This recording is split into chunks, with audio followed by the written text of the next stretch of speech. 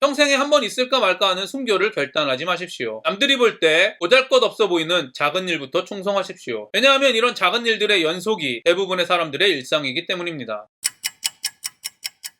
안녕하세요. 바이블 TMI의 마카리오스입니다. 오늘 본문은 열왕기하 9장 1절부터 13절입니다. 오늘 말씀은 엘리사가 에후에게 기름을 부어주는 이야기입니다. 오늘 말씀을 통해 하나님의 때, 신앙 수준, 판별 기준, 하나님의 약속을 받은 후 행동에 대해 깊이 성찰하는 시간이 되기를 바랍니다. 선지자 엘리사가 선지자의 제자 중 하나를 불러 이르되 너는 허리를 동이고 이 기름병을 손에 가지고 길르앗 나못으로 가라. 거기에 이르거든 님시의 손자 여호사밧의 아들 예후를 찾아 들어가서 그의 형제 중에서 일어나게 하고 그를 데리고 골방으로 들어가 기름병을 가지고 그의 머리에 부으며 이르기를 여호와의 말씀이 내가 내게 기름을 부어 이스라엘 왕으로 삼노라 하셨느니라 하고 곧 문을 열고 도망하되 지체하지 말지니라 하니 엘리사는 예후에게 기름을 부으려고 합니다. 예후에게 기름을 붓는 일은 원래 하나님께서 엘리사가 아닌 엘리야에게 말씀하신 일입니다. 너는 또 님시의 아들 예후에게 기름을 부어 이스라엘의 왕이 되게 하고 또 아벨 무홀라 사밧의 아들 엘리사에게 기름을 부어 너를 대신하여 선지자가 되게 하라. 그러나 오늘 본문을 보면 엘리야의 일을 엘리사가 대신하고 있습니다. 일반적인 세상의 사람들은 엘리야가 예후에게 기름을 붓는 일을 하지 않았기 때문에 하나님의 말씀이 이루어지지 않았다고 생각할 것입니다. 그러나 그리스도인은 하나님의 말씀은 실패하지 않고 반드시 이루어진다는 것을 믿는 사람들입니다. 그래서 많은 신앙의 선조들은 엘리야의 사명을 엘리사가 이어 감당한 것으로 해석했습니다. 그렇습니다. 때로는 하나님의 말씀이 대를 이어 이루어지기도 합니다. 이 사건을 보면 하나님의 때를 인간이 예측할 수 없고 하나님의 말씀을 인간이 이해하는 일이 매우 어렵다는 것을 알 수 있습니다. 때로는 하나님의 말씀이 우리가 일반적으로 생각하는 의미와 다를 때도 있습니다. 씨를 뿌리는 사람과 열매를 얻는 사람이 다를 수는 있지만 모두 농사에 관여한 사람입니다. 마찬가지로 하나님의 일을 준비하는 사람과 완성하는 사람은 모두 하나님의 일에 참여한 사람입니다. 그렇기 때문에 하나님의 약속이 확실하다면 그 약속을 자신이 직접 보지 못한다고 하더라도 실망하지 마십시오. 그리스도인은 하나님의 일에 참여한 것 자체로 감사하는 사람이기 때문입니다. 하나님의 일은 언젠가는 반드시 이루어질 것이기 때문입니다. 저와 여러분이 눈앞의 결과가 아니라 하나님의 약속을 믿는 사람이 되기를 원합니다. 하나님의 큰 그림을 보는 영적인 사람이 되기를 간절히 소망합니다. 엘리사는 제자에게 기름을 붓고 바로 도망가라고 합니다. 예후에게 기름 붓는 일은 그만큼 위험한 일입니다. 저는 이미 하나님의 일을 감당하는 일이 쉬운 일이 아니라는 말은 수차례 했습니다. 그래서 오늘은 다른 관점에서 보기를 원합니다. 많은 사람들이 이런 말씀들을 보며 목숨을 걸고 하나님을 섬겨야 한다고 적용합니다. 더 나아가 목숨 걸고 하나님을 섬기겠다고 결단합니다. 그리고 이렇게 적용하고 결단하고 있는 자신을 좋은 신앙인으로 생각합니다. 그러나 여러분, 저는 이렇게 질문하겠습니다. 여러분의 삶 속에서 목숨 걸고 하나님을 섬길 일이 얼마나 있습니까? 복음을 전하면 죽임을 당하는 지역에서 선교를 하는 선교사님들을 제외하고는 그렇게 많지 않을 것입니다. 그렇다면 목숨 걸고 하나님을 섬기겠다고 결단하는 일이 여러분의 신앙에 어떤 의미가 있습니까? 저는 여러분에게 권면합니다. 평생에 한 번 있을까 말까 하는 순교를 결단하지 마십시오. 남들이 볼 때 보잘것없어 보이는 작은 일부터 충성하십시오. 하나님을 섬기며 받을 작은 손해부터 감수하십시오. 왜냐하면 이런 작은 일들의 연속이 대부분의 사람들의 일상이기 때문입니다. 매일의 일상 속에서 일어나는 작은 일에도 충성하지 않으면서 자신이 하나님의 일을 위해 목숨도 바칠 수 있다는 감정에 속지 마십시오. 감정과 의지는 일상 속에서 작은 일에 충성하는 일로 연결되지 않는다면 우리를 더욱 교만하게 만들 것입니다. 현실적인 신앙이 아니라 거짓 신앙을 만들 것입니다. 제가 이미 여러 차례 말씀드렸지만 하나님은 큰 일과 작은 일을 구별하지 않습니다. 하나님의 기준에서는 목숨을 거는 사람이나 자녀에게 따뜻한 말 한마디 하는 사람이나 모두 동일하게 충성된 종입니다. 하나님은 선교사, 목사, 평신도로 우리를 평가하지 않습니다. 하나님께서 맡겨주신 서로 다른 사명을 얼마나 충성되게 감당하는지로 평가하십니다. 저와 여러분이 일상의 삶 속에서 각자에게 맡겨진 일에 충성을 다하는 그리스도인이 되기를 간절히 소망합니다. 그 청년, 곧 그 선지자의 청년이 길르앗 나못으로 가니라. 그가 이르러 보니 군대 장관들이 앉아있는지라. 소년이 이르되 장관이여 내가 당신에게 할 말이 있나이다. 예후가 이르되 우리 모든 사람 중에 누구에게 하려느냐 하니 이르되 장관이여 당신에게니이다 하는지라. 예후가 일어나 집으로 들어가니 청년이 그의 머리에 기름을 부으며 그에게 이르되 이스라엘 하나님 여호와의 말씀이 내가 내게 기름을 부어 여호와의 백성 곧 이스라엘의 왕으로 삼노니 너는 내 주 아합의 집을 치라. 내가 나의 종 곧 선지자들의 피와 여호와의 종들의 피를 이세벨에게 갚아주리라. 아합의 온 집이 멸망하리니 이스라엘 중에 매인자나 노인자나 아합에게 속한 모든 남자는 내가 교회가 다 멸절하되 아합의 집을 느밧의 아들 여로보암의 집과 같게 하며 또 아히야의 아들 바하사의 집과 같게 할지라. 이스라엘 지방에서 개들이 이세벨을 먹으리니 그를 장사할 사람이 없으리라 하셨느니라 하고 곧 문을 열고 도망하니라. 나봇의 포도원을 빼앗은 이세벨에 대한 예언이 오랜 시간이 지난 후 다시 예언되고 있습니다. 이는 이세벨에 대한 예언이 성취될 날이 임박하고 있다는 것을 보여줍니다. 하나님의 예언은 시간이 지나도 반드시 일어난다는 것을 기억하시기를 바랍니다. 예후가 나와서 그의 주인의 신복들에게 이르니 한 사람이 그에게 묻되 평안하냐? 그 미친 자가 무슨 까닭으로 그대에게 왔더냐? 대답하되 그대들이 그 사람과 그가 말한 것을 알리라 하더라. 우리가 이르되 당치 아니한 말이라. 평하건대 그대는 우리에게 이르라 하니 대답하되 그가 이리